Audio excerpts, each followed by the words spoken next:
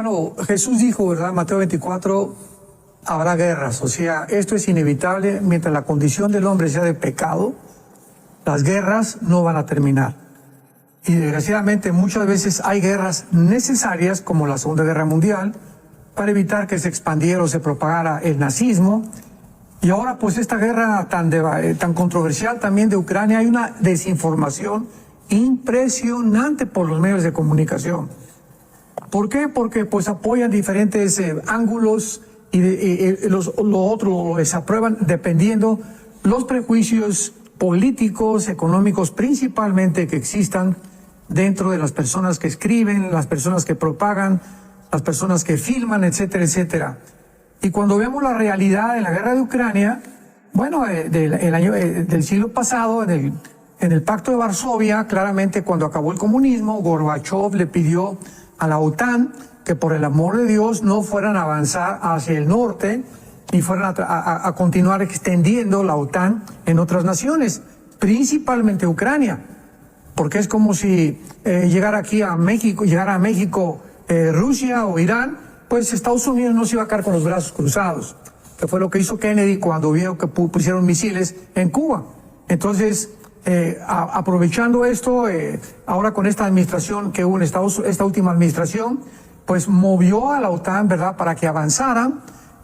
Putin se enoja porque está viendo que van a poner misiles en Ucrania apuntando a Moscú, pues él tenía que rodear con 150,000 soldados.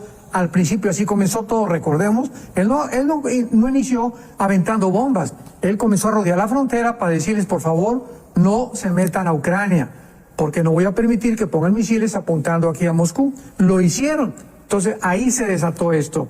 El presidente Biden comenzó a motivar a la OTAN a que siguieran mandando a Ucrania armas, etcétera, etcétera. Vino una devastación impresionante, como tú dices, muertes de miles de civiles, de soldados también, y después, posteriormente, pues ya vino la reducción del gas a Europa por parte de Putin, y ahorita pues es un conflicto que ha crecido, es un cerillo que se prendió en un bosque y que ha incendiado casi Europa.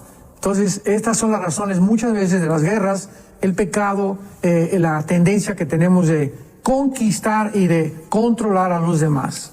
Se ha hablado de que, no sé, desde jovencillo uno escucha de que las guerras como que son para bien financiero al final, ¿verdad? Yo no me explico cómo tanta bomba, tanta destrucción, carreteras destruidas, sistemas eléctricos, apartamentos, edificios, edificios de oficinas, o sea, son millones de dólares que costará restaurar, reconstruir allá en Ucrania. ¿Quién puede? Bueno, ellos no están haciendo plata. Los que venden armas, uno puede entender, bueno, sí están haciendo plata, pero de la industria global, un porcentaje muy pequeño son las industrias que se dedican a hacer armas. Entonces, pero vemos que usted había dicho así, como, no sé cuánto tiene esta guerra, ya como 2 años. Usted había dicho hace más de un año que más bien Rusia se iba a fortalecer, o que se había fortalecido con todo este tema. ¿Cómo ve usted la cosa un año después? No, pero la veo muy mal, porque esto no va a tener un fin muy agradable para nadie. Las guerras producen muerte, la muerte, devastación, ¿verdad? Hambres, como estamos viendo que el mundo se va acercando ya a la culminación de este egoísmo, este afán de control. Lo dice Santiago capítulo 4 en la Biblia, el apóstol Santiago, que era, por cierto, hermano de Jesús. ¿De dónde vienen las guerras? Él hace la pregunta. Y él lo dice en Santiago 4, versículo 1 y 2, de nuestras pasiones. O sea, dentro del ser humano hay esa tendencia siempre de gobernar. Vean, pongamos 2 niños. Ayer que mi esposo y yo veníamos caminando en el aeropuerto, vimos a 2 niños lindos de 2 años. Y ninguno se conocía, uno lo traía una familia y otro familia. Es un ejemplo, pero clásico. Y de repente los 2 niños se corrieron, no se conocían, y corrieron los 2 a encontrarse. Se querían presentar uno al otro. Y le dije a mi esposa, ahorita qué lindos, ¿verdad? Y se encontraron. Pero darles un juguete, uno a uno y el otro al otro, y en 10 minutos se van a pelear. O sea, vemos la tendencia de los niños ya, la que tiene el ser humano. A los 10 minutos yo quiero ese juguete, no dame el mío. Entonces hay esta tendencia en el ser humano. Y esto no se va a acabar hasta que Jesucristo regrese. Y ya la parte de Israel, pues se mencionó también ayer el tema de Israel, sobre el apoyo a Israel o no. ¿Cómo ve usted todo el tema de Estados Unidos? ¿Ha apoyado, cree usted, o no a Israel? ¿Lo ha hecho bien? ¿Lo ha hecho mal? Creo que hay 5 norteamericanos todavía, están secuestrados, ¿verdad? No han sido devueltos. Dentro de los casi 100 que hay todavía, ¿verdad? No sabe si vivos o muertos. Claro. Pero ¿cómo ve usted este tema? Sí, o sea, desde que comenzó el ataque del 7 de octubre, pues nos dimos cuenta de una forma descomunal, de una forma arbitraria, de una forma irracional. Nunca en el mundo había pasado que entra alguien a una nación, matan a más de 1,200, en proporción eran como 30,000 si fuera Estados Unidos con la población que tiene Israel, se llevan secuestrados a más de 250, 300 personas y el mundo se pone en contra de la nación que fue invadida, que le quitaron los rehenes y comienzan a votar a favor de la nación invasora. O sea, esto jamás había sucedido. ¿Por qué sucedió? Porque eran judíos. Esa es la respuesta. Porque eran judíos, solamente a este pueblo le sucede esto. O sea, hay un antisemitismo, un odio impresionante, irracional, porque vuelvo a repetir, esto es ilógico, es irracional, pero precisamente por el hecho que son judíos, vino este ataque mundial, hasta de las universidades.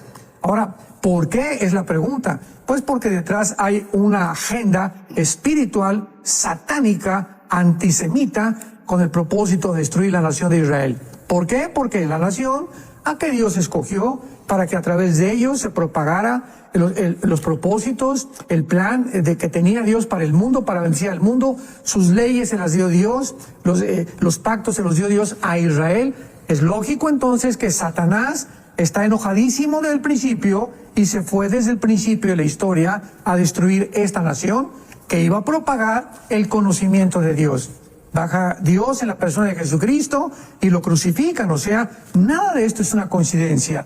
Todo esto corresponde a una agenda satánica global que está en acción y que va a agravar la situación, y esto se va a manifestar cada vez de una manera mucho más corrompida. Bueno, Roger, tenemos ya un escrito, ¿verdad?, que está disponible para las personas a través del WhatsApp. No lo he descargado, voy a descargarlo mientras usted da las instrucciones, voy a hacerlo yo por aquí también. Claro, es muy sencillo, Jonás. Yo, de hecho, también yo hice el ejercicio previo al programa y es muy fácil. Si usted tiene el contacto del WhatsApp de enlace, más 1-469-781-1000. Gracias, muchachos. Ahí está al pie de la pantalla. Y usted puede poner ahí hola, el asesor virtual le va a responder y le va a desplegar un menú de opciones y usted se va a la opción de descargas. Ahí en la opción de descargas, la primerita que aparece es la última guerra y usted pues le da clic ahí y le va a aparecer el documento, lo abre y ahí tendrá usted el tema del que va a estar tratando el doctor Alducin hoy, hablando de la última guerra, porque en el tema anterior estaba hablando de las 7 copas de la ira y se habló un poco del tema de la batalla del Armagedón, y hoy el pastor Alducin va a ampliar un poco más. Incluso hay 8 etapas que él quiere hablar acerca de esto de la guerra, pastor Alducin, pero para entrar en materia, se habla de la última guerra y usted menciona en el documento, bueno, que hubieron unas guerras previas, ¿verdad? No sé si batallas que la gente empieza a ver en Medio Oriente y lo de Ucrania, lo de Rusia que ustedes están hablando ahora, si empezaban a pensar si esto iba a ser ya la última guerra, que se están ya listando todo para, ¿verdad?, para el final, o cómo podemos visualizar este panorama mundial ahorita y qué esperamos, ¿verdad?, tal vez como para hacer la introducción, si esto es el inicio de la tribulación, si no, ¿cómo vamos a estar con esto, pastor Alducin? Claro, y desde luego que vamos a abordar un tema donde vamos a demostrar que nada de esto ha sucedido, porque pues hay muchas personas que dicen que lo que está en el Apocalipsis ya sucedió y que ya pasó en la historia. Vamos a mostrar que nada de esto ha sucedido. De acuerdo al Instituto para la Investigación de la Paz en Estocolmo, en Suecia, se llegó a la conclusión que casi después de 6,000 años de historia, el ser humano ha tenido solamente 25 años de paz. De 6,000 años de historia aproximados, 25 años de paz. O sea, la historia del mundo son guerras continuas, golpes de Estado, revoluciones, porque el ser humano está descompuesto. El ser humano no es una persona normal, es una persona afectada por un virus espiritual que se llama pecado. William Shakespeare le llamó el defecto trágico, el marxismo le llama la lucha de clases, la psicología, el medio ambiente, etcétera, etcétera. La Biblia le llama pecado. Ahora bien, las primeras guerras mundiales siempre va a haber conflictos, se dieron hasta el siglo pasado. La Primera y la Segunda Guerra Mundial, 1914, 1918, la primera, 1939 al 45, la Segunda Guerra Mundial. Y de ahí viene una época que se llamó la Guerra Fría, el siglo XX, y ahora entramos al siglo XXI, donde Putin se levanta en Rusia a partir de este siglo y comienza el conflicto otra vez entre Estados Unidos y entre Rusia. Porque hubo un conflicto verbal, se podía llamar una guerra fría entre China y Estados Unidos, cuando el presidente Trump comenzó a pelearse con Xi Jinping de China para decirle, bueno, pues es que no te puedes tú aprovechar de todo el comercio, ya han invadido Estados Unidos con el comercio, hay zapatos chinos, guaraches chinos, todo es chino ya en Estados Unidos, y tenía que contrarrestar el presidente Trump esta invasión china comercial, cosa que tampoco le gustó a China. Pero cuando entra ya Putin y cuando entra la administración Biden, se hace el conflicto mucho más cerrado, porque el partido demócrata en Estados Unidos, estamos viendo las cosas como son. O sea, no estoy diciendo a favor de los republicanos, a favor de los demócratas, estamos examinando de una forma fría la situación.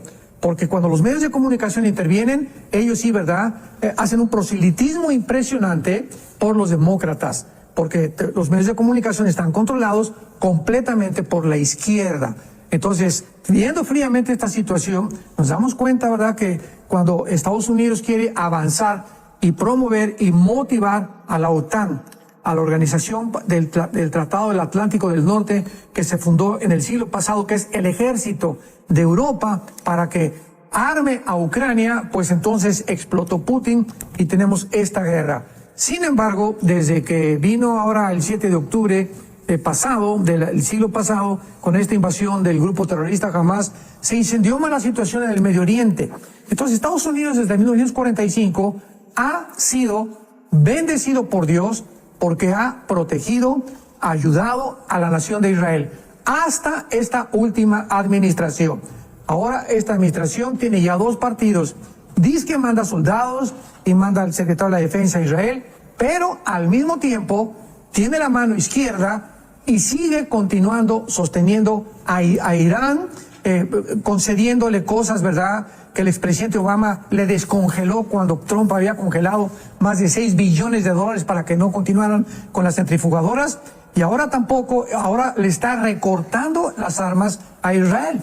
Entonces tú no puedes servir a dos amos, Jesucristo dijo, porque vas a quedar mal con ninguno. Y así está el mundo. Queremos servir al diablo y queremos servir a Dios. Dice en el Antiguo Testamento, me honran de la boca para afuera, porque siguen a sus dioses. Entonces es la tendencia humana también, querer quedar bien con todos, porque no hay convicciones. Me voy a poner la camiseta de la América o me voy a poner la camiseta de las Chivas. Tú no puedes tener la mitad de la América y la mitad de las Chivas. Tú tienes que decir, yo soy así. Y así la integridad es como se define.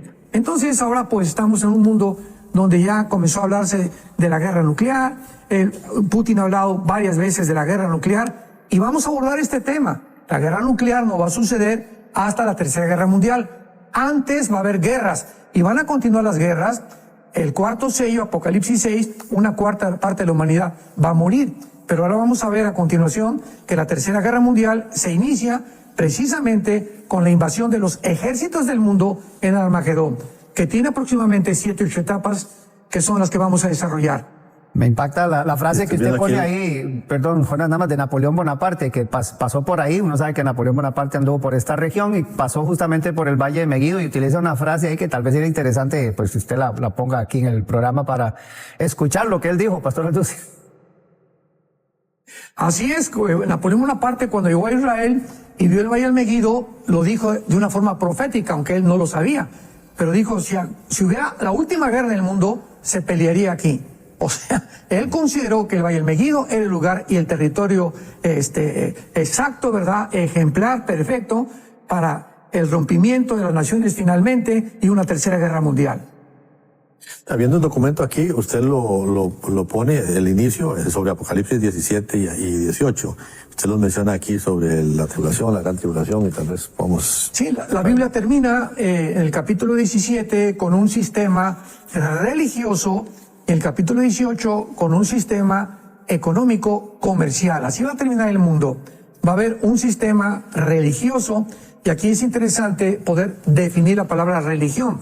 Yo recuerdo cuando el siglo pasado, a finales del siglo pasado, visité, me encantaba, siempre, me ha gustado siempre visitar las universidades, hablarles a los jóvenes para orientarlos, porque les enseñan el marxismo, les enseñan la evolución, les enseñan el agnosticismo, y no, en la Biblia está prohibido porque es un libro religioso.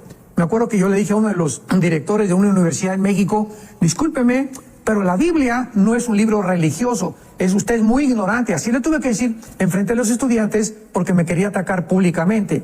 Le dije, la Biblia es uno de los valores más grandes porque tiene los conceptos más antiguos de genética, de biología, de química, de historia, de antropología, paleontología, de todas las disciplinas académicas que usted me pueda, matemáticas, en física, química, etcétera, etcétera.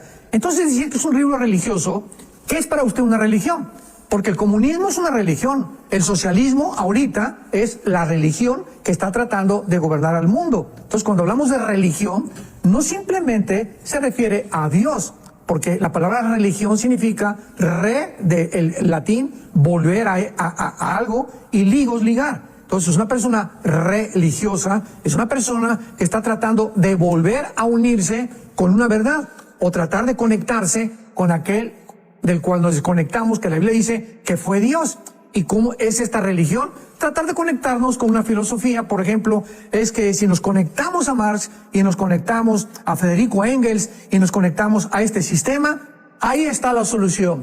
Y esta conexión se llama humanismo, porque cuando el ser humano trata de creer que una filosofía o una enseñanza humana que viene de los hombres puede salvar a la humanidad, cambiar la sociedad o mejorar la situación, se convierten en humanistas, no humanitarios, que es otra cosa, en el humanismo. Entonces es importante poder diferenciar qué es una religión. Entonces la Biblia no es un libro religioso, es un libro, es una joya, es una obra de la literatura que jamás se ha impreso algo en toda la historia. Es un libro que nos puede guiar a la verdad, es un libro donde Dios nos revela su propósito para el mundo, para tu vida, donde nos contesta las 3 preguntas más importantes que la ciencia no puede contestar: ¿de dónde venimos?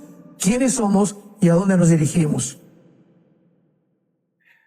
Así es. Y entonces empieza, Pastor Alducin, las 8 etapas, al menos que usted está poniendo el documento. Recordar que en el WhatsApp de enlace, +1 4697 en la sección de descargas, la primerita que aparece es Última Guerra, y usted puede tener este documento a disposición para que lo estudie, lo comparta y pueda seguir también todo el resumen que el Pastor Alducin nos está haciendo el día de hoy. Y usted divide entonces lo que va a suceder allá en el Valle de Megiddo, en el Armagedón, en 8 etapas diferentes. Entonces, para empezar entonces aquí por la primera etapa, a ver cómo empezamos a desgranar esto, Pastor Alducin. Muy bien. La primera etapa es cuando los ejércitos aliados del anticristo se van a reunir satánicamente, demoníacamente en Israel. Es la primera etapa. Es importante, como tú dices, Roger, hemos hablado de la Tercera Guerra Mundial, y ahora va a ser muy interesante desmenuzar que no es una guerra de 2 o 3 días, va a llevar 7, 8 etapas diferentes que van a culminar finalmente con la segunda venida de Jesucristo. Dice Apocalipsis 16, versículo 12, el 6º ángel derramó su copa sobre el gran río Éufrates. Jamás en la historia el río Éufrates se ha secado. Entonces, cuando alguien dice que el Apocalipsis ya se cumplió, que son cosas del pasado, vamos a ver que todas estas cosas nunca han sucedido en la historia, por lo que nos muestra claramente que es un evento futuro. Se va a secar el gran río Éufrates. Y el río Éufrates nace aproximadamente como de Irak y desciende en el Golfo Pérsico, y es el que casi divide lo que se llama la Mesopotamia junto con el río Tigris. Entonces el Éufrates y el Tigris son los 2 ríos que casi dividen la Mesopotamia. Entonces este río se tiene que secar. ¿Para qué? Para que estuviera preparado el camino a los reyes del Oriente. Y aquí estamos hablando, ¿verdad?, de China, Japón, Filipinas, Singapur, Irán también, que es la Oriente de parte de Israel, para que puedan avanzar y llegar al Valle del Megiddo. Pero es importante que dice que la reunión de todas estas naciones que se van a reunir en el Valle del Megiddo es por la obra de Satanás. Y vi salir de la boca del dragón, el falso profeta, y de la boca de la bestia 3 espíritus a manera de ranas, que son espíritus demonios que hacen señales para reunirlos. Esto nos habla de un control demoníaco ya en los tiempos en que estamos viviendo en los gobernantes. Entonces, en esta primera etapa, primero Satanás manda a sus demonios, a los gobernantes, la mayor parte de los gobernantes del mundo, para que ellos influyan en estos líderes políticos y los lleven ahí al Valle del Megido. Esta es la primera etapa. Aquí tiene la segunda etapa, usted habla de Babilonia comercial. De hecho, hacen una pregunta también a qué se refiere con la Babilonia comercial. Cuando usted la menciona, seguro alguien ya descargaron este documento y están preguntando. Pero bueno, habla de que la Babilonia comercial será destruida. Claro, esto es importante también porque cuando tratamos de espiritualizar la Biblia y no le damos la aplicación literal que se demanda, ¿verdad?, los principios de las leyes para interpretar la palabra de Dios, pues entonces desvariamos completamente. Por ejemplo, en el Antiguo Testamento, cada vez que se menciona Babilonia, está unida a la tierra de Sinar o a la tierra de los caldeos. O sea, no es algo espiritual para poder interpretarlo, pues es esto, es aquello o simboliza esto. La Biblia se refiere a Babilonia como un lugar territorial, geográfico, que la tierra de los caldeos y la tierra de Sinar pertenecen al área geográfica donde actualmente se encuentra la nación de Irak y de Siria, porque en el Antiguo Testamento Irak y Siria eran el mismo terreno o el mismo territorio. Y por ejemplo, hay 2 capítulos enteros en Jeremías 50 y 51 que nos habla claramente de toda esta destrucción que se viene sobre esta área geográfica, porque el anticristo va a surgir precisamente de esta área que se llama Babilonia o de Siria y de Irak. Dice, por ejemplo, Jeremías 50, versículo 1, palabra que habló Jehová contra Babilonia, y veamos, la tierra de los caldeos, o sea, la tierra de Irak y la tierra de Siria. Ahí fueron donde los caldeos emigraron, donde se mudaron, donde crecieron y donde desarrollaron la ambición final, que era Babilonia, que se convirtió en uno de los imperios más grandes de la antigüedad. Y luego dice el versículo 13, por la ira de Jehová no será habitada, será asolada completamente.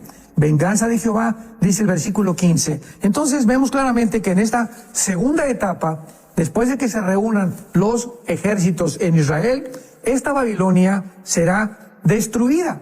Y claramente lo explica el capítulo 17 del Apocalipsis y el capítulo 18. Entonces, esta es la segunda etapa, porque antes de que Cristo regrese, va a derribar lo que los hombres levantaron o creyeron que era la nación o el terreno o la geografía o el territorio donde podía levantarse el imperio del anticristo, porque el anticristo va a comenzar en Irak y va a terminar en la ciudad de Jerusalén.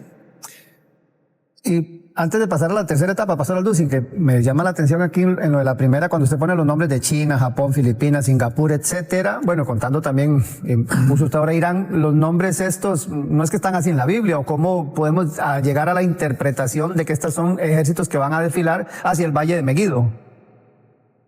Bueno, simplemente porque dice los reyes del oriente. Entonces ahorita el mundo está dividido completamente entre el occidente y entre el oriente.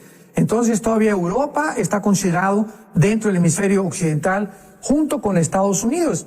Entonces ya de Europa hacia la derecha, ya parte de Rusia, vemos ya Asia Central y toda esa área, China, Corea del Norte, Japón, Filipinas, Singapur, pertenece a el oriente. Entonces cuando la Biblia dice reyes, que es la palabra griega basileo, está mencionando o está tratando de definir los gobernantes del oriente. ¿Quiénes son ahorita?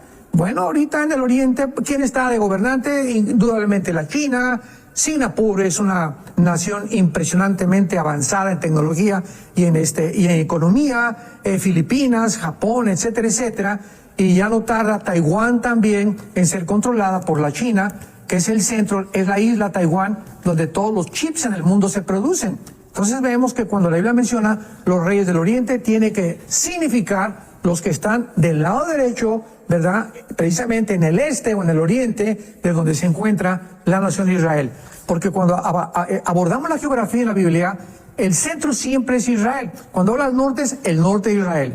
Cuando la Biblia habla al sur, es el sur de Israel. Cuando habla al occidente, es a la izquierda de Israel, y al oriente, a la derecha de Israel. Es una muy buena guía para que no podamos usar ni a Estados Unidos ni a ninguna otra nación como el punto geográfico que el Espíritu Santo nos está guiando para determinar a qué naciones se refiere. Entonces viene la tercera etapa aquí, que va a ser destruida, pero el anticristo va a seguir con sus truhanerías. Muy bien, la tercera etapa, ¿verdad?, es cuando ya se reúnen ahí, destruye Babilonia comercial, y entonces el anticristo ya da la orden a los ejércitos para que avancen sobre Jerusalén.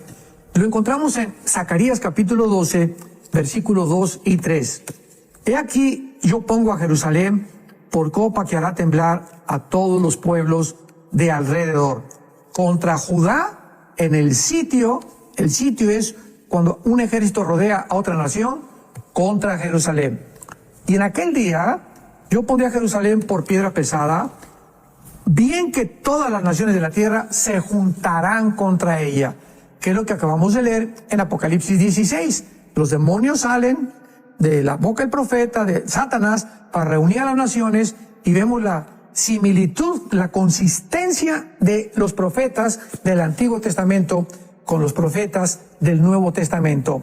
Todos coinciden en lo mismo, con diferentes palabras, pero todos el mismo evento lo describen de una forma similar.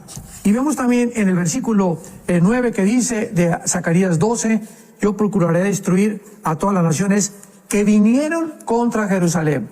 Versículo capítulo 14 de Zacarías, he aquí el día de Jehová. Ya hemos visto en otros estudios que cuando veas tú en la Biblia el día de Jehová, el día de la ira, el día de la angustia, el día del Señor, son términos sinónimos refiriéndose a los 7 años o la semana 70 de Daniel o los 7 años de la tribulación, cosa que está completamente demostrada por el mismo Jesucristo y los apóstoles. El día de Jehová viene, o sea, la tribulación, los 7 años, y en medio serán repartidos despojos. Vean ustedes en el versículo 2 de Zacarías 14 la similitud de las acciones que se van a llevar, que van a repetir las acciones de Hamás del 7 de octubre. Escuchemos y ampliemos un poco nuestra parabólica de entendimiento. Dice así, veamos con mucho detalle: reuniré a todas las naciones para combatir a Jerusalén. La ciudad será tomada. 1, 2. Serán saqueadas las casas, así como Hamás saqueó toda la zona que está al oriente de Gaza, que son los kibbutz famosos que se encuentran casi a la orilla del Mediterráneo de Israel.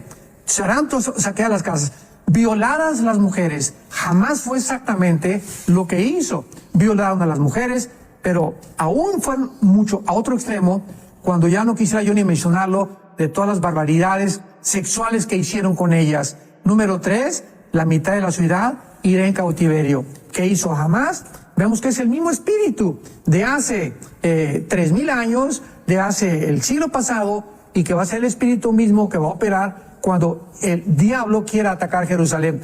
El diablo es el destructor, es cruel, es sanguinario, y estos métodos determinan inmediatamente lo satánico que se encuentra detrás también de la guerra del Armagedón. La ciudad será tomada en cautiverio. Se llevaron a más casi 250 rehenes el 11 de octubre, y el resto del pueblo no será cortado de la ciudad. Así que es exactamente como los espíritus del pasado. Por ejemplo, actualmente, ¿quién es el dios Moloch del Nuevo Testamento? El aborto.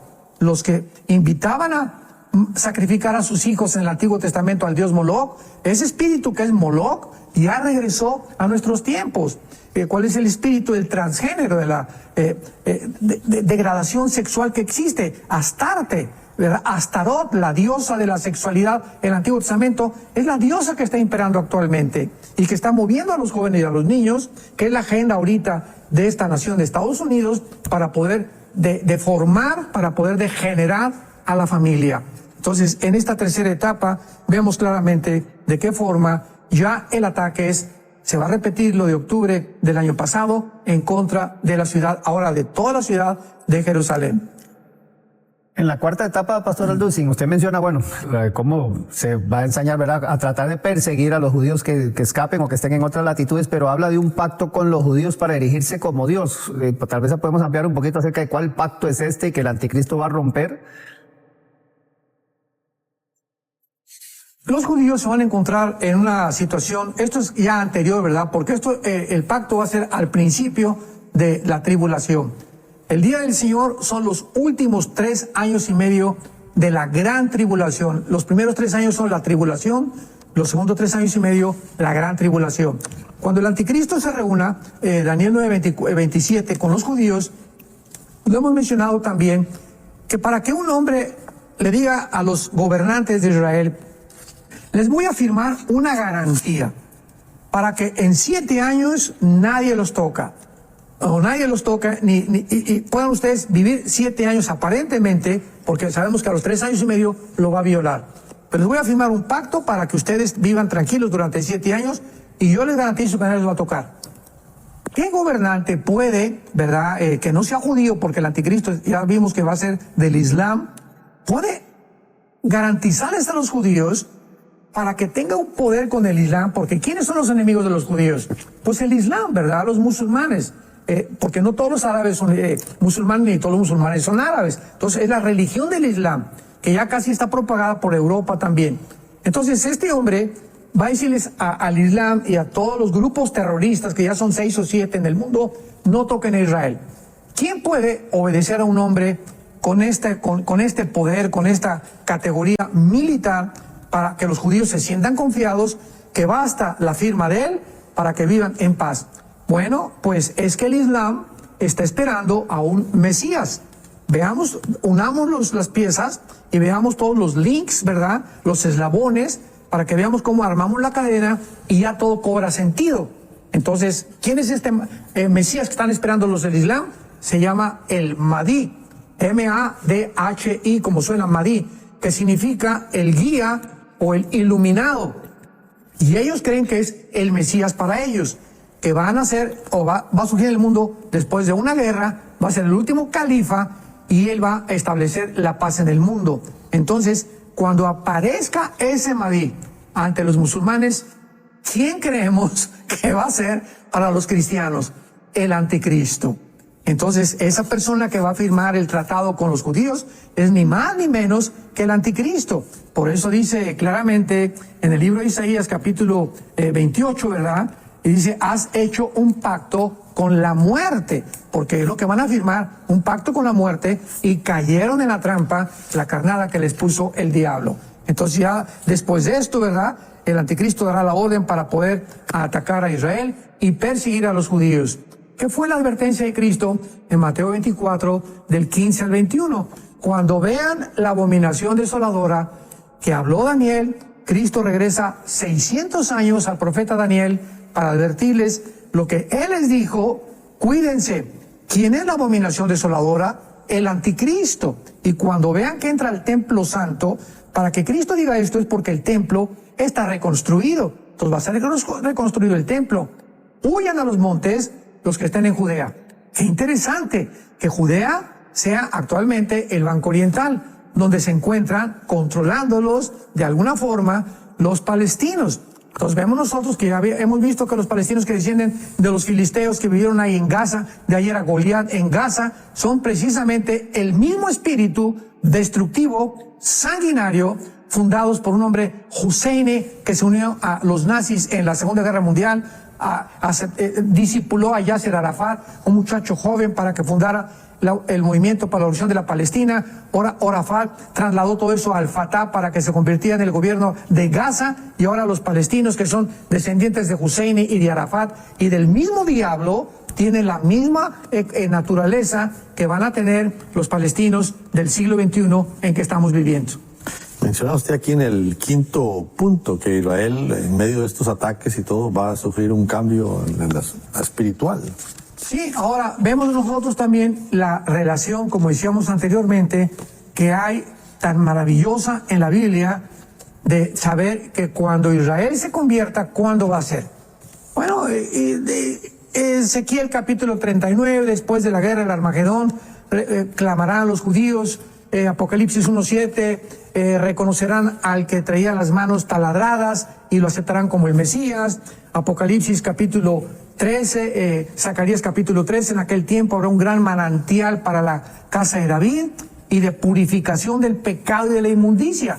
Oye, espérame tantito, pero si esto es la purificación del pecado, la hizo Cristo en la cruz, no a los judíos, porque en la semana 70 de Daniel que involucra que va a ser hecha a un lado la transgresión, el pecado de la nación de Israel.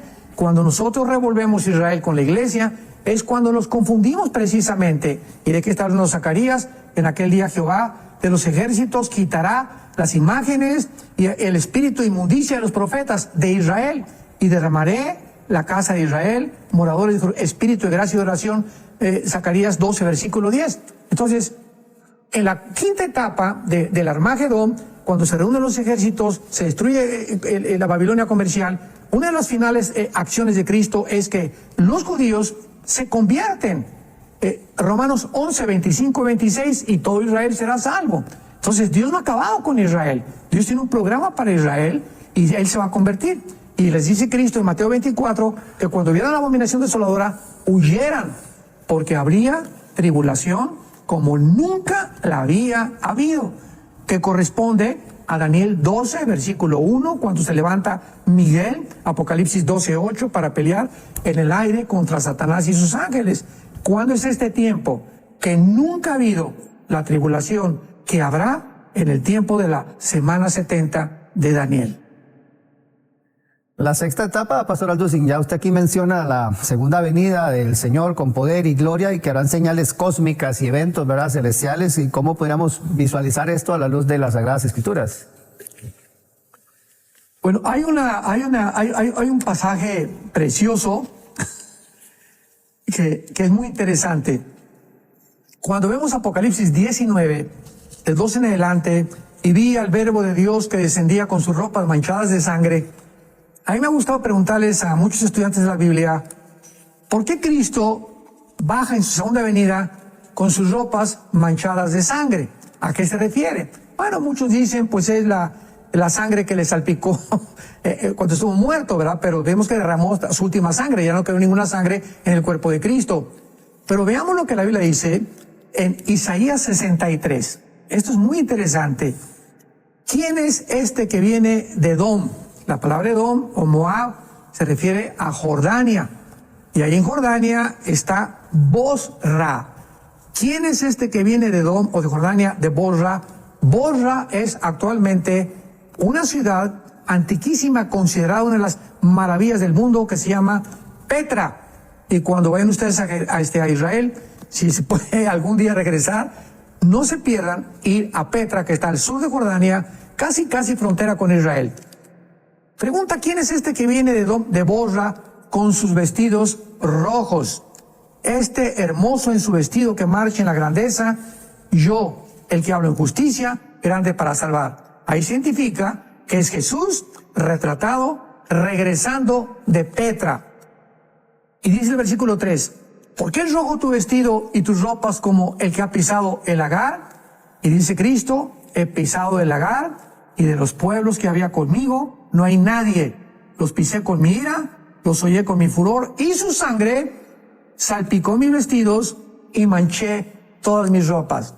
Aquí, 700 años antes de la cruz, o hace 2700 años, Isaías profetiza que cuando Jesucristo regrese con sus vestidos salpicados de sangre, es porque viene de Bosra, porque ahí va a haber un remanente de judíos escondidos que van a ser guardados para que el anticristo no los persiga. Entonces va Dios, Jesucristo, a acabar con esos ejércitos, y la mitad, ahí va a ser la mitad nada más del ejército del anticristo, y regresa ahí para pararse en el Monte de los Olivos, que ya es su segunda venida.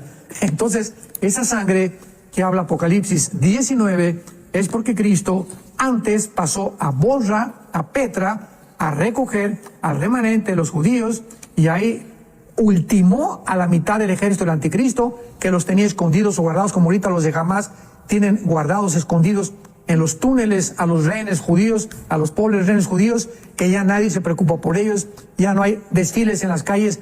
Por el amor de Dios, liberen a esas personas inocentes y ahora todo es a favor del grupo guerrillero y todo aquello que sea en contra de Israel. Se nos está yendo el tiempo, bueno, ya casi llegamos ahí. Ahora el punto 7 viene el momento de la destrucción. Usted pone aquí la destrucción de Jesús. Sí, ya Cristo, ¿verdad? Segunda de Tesalonicenses, con el resplandor de su boca, matará al impío, matará al anticristo. Capítulo 20 de Apocalipsis, será echado él y el falso profeta al lago de fuego.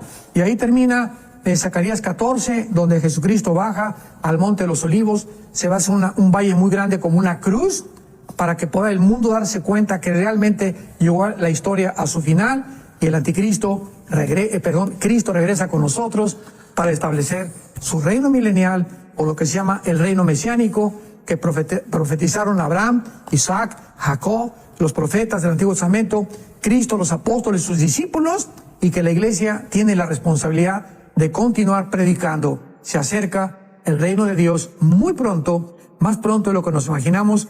Cristo viene, prepárate para la venida del Señor.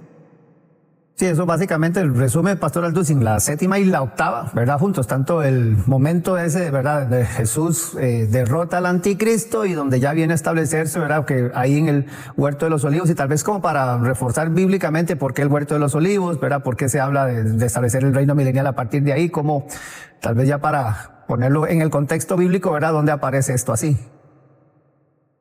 Bueno, vemos Isaías capítulo 11, que describe el cordero dormirá con el león, ya no habrá, las plantas ya no van a producir espinas. Isaías 65, cada quien va a vivir en su casa, vamos a regresar a la agricultura, ya no va a haber maldición, las mujeres ya no van a dar luz a maldición, dice Isaías 65, o sea, la maldición del capítulo 3 del Génesis, que las mujeres siguen pariendo con dolor a los hijos. Pues ahora en el reino mesiánico de Cristo, ¿verdad? Las mujeres van a parir ahora sí que 1, 2 o 3, decía un predicador, como los conejos, van a salir sin ningún dolor, van a querer tener muchos hijos, vamos a ser llenos de hijos durante el milenio. Y pues si en el milenio va a haber el sexo masculino y el sexo femenino, pues será para algo, ¿verdad? Pues para tener relaciones, como dice Isaías 65, vamos a continuar teniendo familias, vamos a continuar reproduciendo,nos, porque alguien dice, bueno, es que la Biblia dice que seremos como los ángeles que están en el cielo, pero eso es la eternidad, o sea, después del milenio pasamos a la eternidad y allá en el cielo ya no sabemos qué sexo va a haber, etcétera, etcétera, pero en el milenio va a continuar la reproducción humana. Ok, queremos saludar en este momento a todos los que se están uniendo también a través del YouTube, ¿verdad? Uno se le olvida mencionar esto, solamente a través de los diferentes canales abiertos, satélite, compañías de cable, etcétera, etcétera, pero también a través de diferentes plataformas, y saludar a los que nos siguen de cerca a través del YouTube también. Dice aquí, vi una pregunta interesante, bueno, ¿por qué la gente odia tanto a Israel? Pregunta Mauricio. Porque Dios, cuando escoge a un pueblo, pudo haber sido México, pudo haber estado en Italia, pudo haber sido cualquier nación, pero Dios soberano, y Él quiso en el Medio Oriente escoger un pueblo, para que ese pueblo siempre hubiese usado instrumentos. Él podía parecerse y decir, estas son mis leyes, etcétera, etcétera, pero Él no escogió esa manera de actuar. Llamó a un hombre llamado Abraham, para que a través de Abraham se formara una nación, a través de su descendencia, de las 12 tribus de Israel, y a través de este pueblo pudieron ellos transmitir al mundo entero los valores morales, los 10 mandamientos, las leyes civiles y quién es Dios. Porque si alguien dice quién es Dios, es la Biblia. Entonces, esta es la razón por la cual el diablo, Satanás, ya lo dijimos al principio, está enojadísimo contra Israel, porque había una promesa que de la semilla, en Génesis 3:15, nacería el Mesías, y de la semilla de Satanás nacería el que se opondría a Jesucristo. Entonces, el diablo ha tenido un programa especial en contra de ¿quién? No de los mexicanos, italianos, ingleses. Por eso dijimos que no es coincidencia que todo el odio ahora sea contra Israel. Los atacan, los invaden, les llevan, y ahora alaban a los grupos terroristas que los saquean, que vieron a sus mujeres. ¿Por qué? Porque son judíos. ¿Y por qué? Porque son la nación que Dios escogió. Entonces Satanás odia a los judíos, y esta es la explicación del antisemitismo. Pregunta Sandra Holguín, pastor Alducin, que si en la segunda venida de Jesús, Él será encarnado por segunda vez. Le agradezco si me confirma o me aclara esto, por favor. No. Cuando Cristo resucitó, Hechos capítulo 1, cuando Él ascendió al cielo, Filipenses 3, 20 y 21, tenía un cuerpo completamente glorificado. Entonces, este cuerpo sube al cielo, vence la ley de la gravedad, ya no tenía por qué regirse con las leyes cósmicas, y cuando Él regrese, va a regresar con el cuerpo resucitado, con el cual a los 3 días el Espíritu lo levantó de entre los muertos. Tenemos un minuto y medio más. Dice Claudia, yo tengo una duda. Estos son los tiempos de la apostasía. Completamente. Estamos viviendo la apostasía, que significa el apartamiento de la verdad. Ahorita es impresionante las barbaridades que se están introduciendo a las iglesias cristianas. Hay un afán ahorita, verá, por el dinero de una forma inexplicable. Hay una falta de integridad en muchas organizaciones. Hay demonios moviéndose ya claramente para introducir mentiras que van en contra de la Biblia, y hay personas que están predicando cosas, ¿verdad?, que no jamás se había escuchado en la historia en los últimos 10, 15 años. Y este apartamiento de la fe, este alejarse de la verdad, es precisamente la razón por la cual se pierde el camino. Ya la Biblia no se predica, ya la Biblia no se usa. Yo acabo de regresar de algunas reuniones que he tenido en diferentes naciones o iglesias, y siempre le digo a la gente, por el amor de Dios, el 80% no traen la Biblia, traen esto, pero esto no es la Biblia. Esto es para una emergencia, para que de vez en cuando vayas en el avión, lo consultes, ¿verdad? Pero a la Biblia tenemos que traerla día y noche, en la casa, en el carro. Otra persona dijo que podía convertirse la Biblia en un ídolo. Pues un ídolo es alguien a quien tú le presentas un respeto, una adoración que no es Dios. Y la Biblia es Dios hablándonos. Entonces jamás podrá la Biblia convertirse en un ídolo, por el amor de Dios.